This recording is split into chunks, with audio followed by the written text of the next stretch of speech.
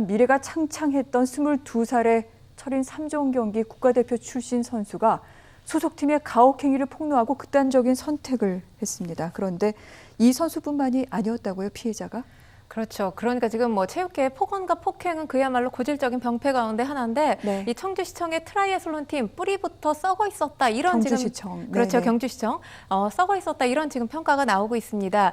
지금 한 선수가 언론 매체와의 인터뷰를 통해서 지금 추가 폭로에 나섰는데 네. 2012년부터 2015년 이 경주시청 철인 3종 경기팀에 몸을 담았던 A 선수의 폭로 내용 말씀을 드리면 2014년에 전지훈련을 갔었다고 합니다. 당시에 수영 기록을 달성 못했다고 해서 감독이 주먹으로 가슴을 3개 때려서 물에 빠지게 했었다고 합니다. 이때 갈비뼈 골절이 의심된다는 진단을 받았는데 훈련이 그대로 강행됐다고 하고요. 고통이 심해서 평소처럼 움직이지 못하니까 왜 제대로 훈련하지 않느냐 이렇게 폭언을 또 덧붙였다고 합니다. 그리고 2015년에는 이 숙소 청소를 안 했다는 이유로 모든 선수들이 보는 앞에서 이 선수의 가슴을 또 주먹으로 때린 적도 있었다고 하고요. 2013년에 갑자기 팀닥터라는 사람이 감독 소개로 왔었다고 합니다. 그러면서 이 A 선수에게 매달 100만 원씩 내라면서 협박성 회유를 해서 돈을 받아가기도 했다고 합니다. 지금 말씀드린 내용 출처는 중앙일보를 기본으로 하고 있는데 네. 지금 이 선수가 덧붙인 내용 한 가지를 더 말씀드리면 이 선수가 지금 9년 동안 이런저런 팀에서 선수 생활을 계속 이어오고 있다고 해요. 그런데 지금 이 경주시청 팀이 굉장히 독특한 문화를 가지고 있다고 합니다. 그러니까 선수가 운동 경기에 참석을 하게 되면 이 다른 선수 팀들을 만나게 되잖아요. 네. 그러면서 팀 간에 뭐 교류도 하고 인사도 하고 하는데 경주시청 팀에서는 철저하게 이를 막았다고 합니다. 그래서 이 선수가 다른 팀 선수하고 인사하는 걸 보고 네. 뭐 선배 선수가 뒤통수를 때리기도 했다고 하는데 이때 뒤통수를 때린 선배 선수가 바로 지금 최 선수가 가해자로 지목한 그 선배와 동일 인물이기도 합니다. 어떻게 보면 지금 뭐 스포츠계에 있어서 감독의 어떤 영향력 거의 절대적이라고 볼 수 있죠. 절대적이고 또 상황, 제왕이라는 표현도 씁니다. 뭐 이런 권위적인 문화가 팽배해 있는 상태에서 선수들이 불편부당한 대우를 받고도 말하기가 쉽지 않은 것. 스포츠계에 뭐 고질적인 폐쇄적인 문화가 일조하고 있지 않았나라는 생각이 듭니다. 폐쇄적이고 강압적이고 폭력적이고 그렇죠. 굉장히 좀 큰 문제를 갖고 있는 곳이었는데 이 추가 폭로를 한 선수가 밝힌 부분을 보면은요. 팀 닥터라는 사람이 협박을 해서 돈을 받아갔다라고 얘기를 했고요. 최숙현 선수도 이 부분에 대한 문제 제기를 했던 바 있습니다. 그리고 실제로 또 이 팀닥터라는 사람이 계속해서 폭행했던 부분도 녹취록에 나오기도 해요. 도대체 어떤 사람입니까? 가장 의아한 게 우리가 보통 알고 있는 팀닥터는 선수들이 부상을 당했을 때 부상을 재빨리 치료해줘서 이 부상으로부터 회복할 수 있는 그런 역할을 하는 사람을 팀닥터로 알고 있잖아요. 그러니까요. 근데 폭행에 가담한 인물 중에 한 사람으로 알고 있어서 이 팀닥터의 존재에 대해서 많은 분들이 상당히 의아해하고 있는데 이 팀닥터라기보다 뭐 임시로 고용된 물리치료사라고 합니다. 그런데 이 사람의 지금 영향력이 상당하다고 해요. 이 군인 올림픽에 출전하는 트라이애슬론 팀 팀닥터를 맡는 등 이 경상도 일대 내에서 꽤 영향력을 행사하는 그런 인물이라고 합니다. 네. 뭐 녹취록에서도 드러났다고 이제 다른 선수가 지금 진술을 하기를 이 감독이 팀닥터에게 선생님이라고 부른다고 해요. 그러니까 감독보다 나이도 많고 영향력도 훨씬 더 큰 인사 중에 한 사람이다. 이렇게 지금 얘기를 하고 있는데 문제는 팀닥터가 이 최숙현 선수에게 또 돈을 요구했다고 하죠. 그러니까 2015년, 2016년에 뉴질랜드 합숙 훈련을 갈 당시에 정확한 용도를 밝히지 않고 돈을 요구했고요. 그리고 2019년 약 2개월 동안 뉴질랜드로 또 합숙 훈련을 갔을 때, 전지 훈련을 갔을 때는 심리치료비 등의 명목으로 130만 원을 요구해서 받아갔는데 지금 최숙현 선수가 이 팀닥터가 요구해서 이 팀닥터 계좌로 보낸 돈 명목을 보면 네. 2015년에서 2016년 뉴질랜드 합숙으로 선수 1인당 80만 원을 요구했다고 하고요. 2017년에 물리치료부로 선수 1인당 100만 원을 요구했다고 합니다. 그리고 2018년에 전지훈련, 아까도 말씀드렸던 심리치료비 명목으로 130만 원 요구했다고 하고요. 또 2015년부터 2016년까지 항공비 명목으로 4차례 230만 원씩 요구를 했고요. 또 그 외에도 항공료 명목 55만 원씩을 더 요구를 했는데 이렇게 해서 지금 고 최숙현 선수가 지급한 금액, 그러니까 최숙현 선수와 가족 명의로 지급한 금액이 무려 1,500만 원에 달한다고 합니다.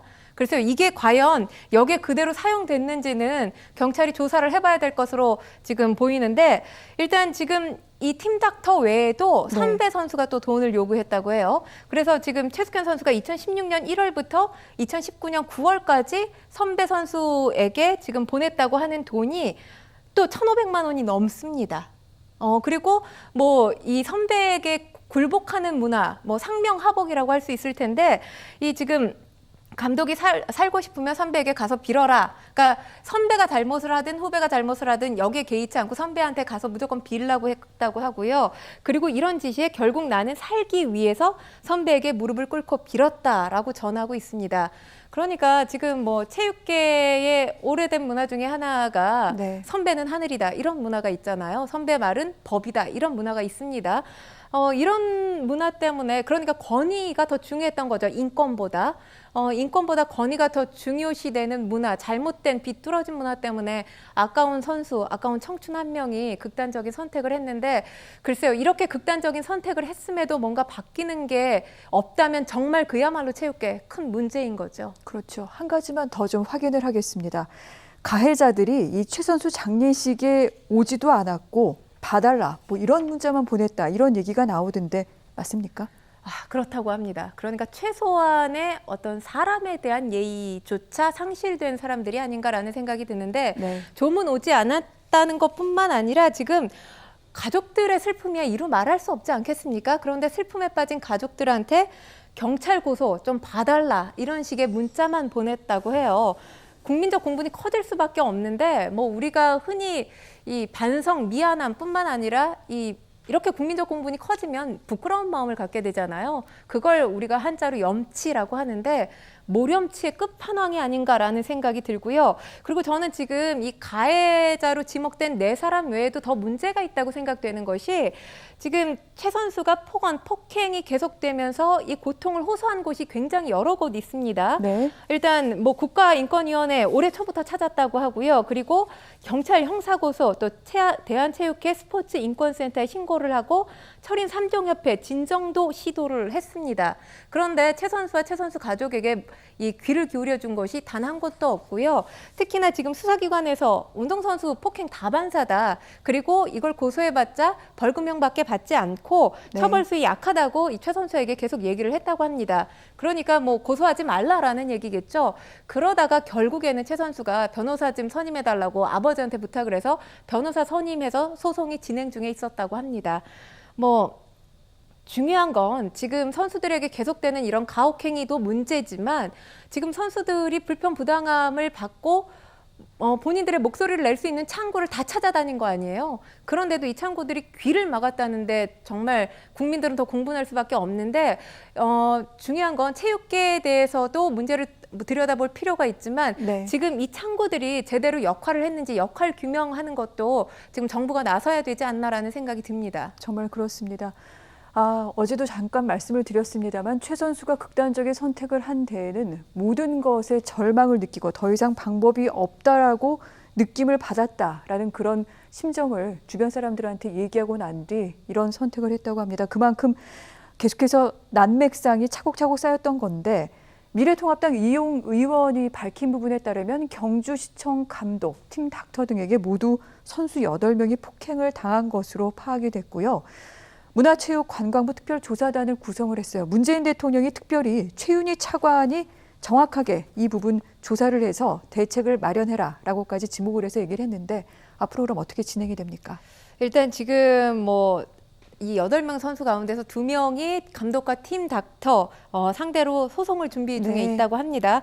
그러니까 고인이 정말 죽어서야 이렇게 목소리를 내는데 용기를 내는 선수들이 생겼다는 것 자체가 얼마나 막혀 있는 곳인지라는 걸 다시 한번 볼 수 있는데, 일단 지금 감독의 태도와 가해자들의 태도가 문제입니다. 감독이 이 변호사를 선임하고 소송이 진행됐을 때 아버지한테 보냈던 문자, 그러니까 최 선수의 아버지한테 보냈던 문자가 처음이자 마지막으로 부탁을 드린다. 모든 책임은 나에게 있다. 내가 다 내려놓고 떠나겠다. 이게 5개월 전에 소송하겠다. 이렇게 했더니 보냈던 문자라고 해요.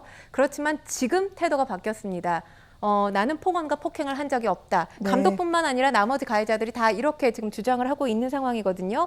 일단 피해자가 사망했기 때문에 버티면 된다라고 지금 알고 있는 것 같은데 지금 피해자가 녹취록도 남겨놨고요. 그리고 일기장도 하나의 증거물이 될 수 있습니다. 그렇기 때문에 버티지 말고 본인들이 폭언과 폭행을 했다면 그거 밝히는 게 중요하고요. 일단 미래통합당 같은 경우는 지금 관련 진상규명을 위해서 TF팀 구성을 하고 네. 이 최숙현 법을 제정하기로 했습니다.